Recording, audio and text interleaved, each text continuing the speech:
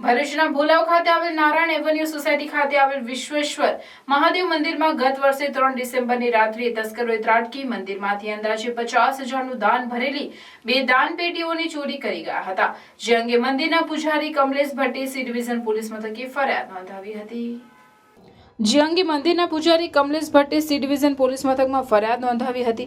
દરમિયાનમાં ભરૂચ એસપી દ્વારા ચોરી, લૂંટ તેમજ ઘરફોડ સહિતના ગુનાઓમાં વોન્ટેડ આરોપીઓને શોધવા માટે સૂચના આપી Bharuch SOG PI A Chaudhari તેમજ તેમની ટીમ પેટ્રોલિંગમાં હતી। તે દરમિયાન માહિતી મળી હતી નારાયણ એવન્યુ સોસાયટીના મંદિરમાં ચોરીમાં સંડોવાયેલ રાકેશ બચ્ચુ મેડા, હાલ રહેવાસી શક્તિનાથ ગરનાળા, ઝુંપડપટ્ટી, મૂળ રહેવાસી દાહોદ, ભોલાવ સર્કિટ હાઉસ પાછળ આવેલો છે, જેના પગલે ટીમે દોડી જઈ તેને ઝડપી પાડ્યો હતો। ટીમે તપાસ કરતા તેણે અગાઉ ભરૂચની મંગલદીપ સોસાયટીમાં આવેલ શિવ મંદિરમાં પણ ચોરી કરી હોવાનું બહાર આવ્યું હતું।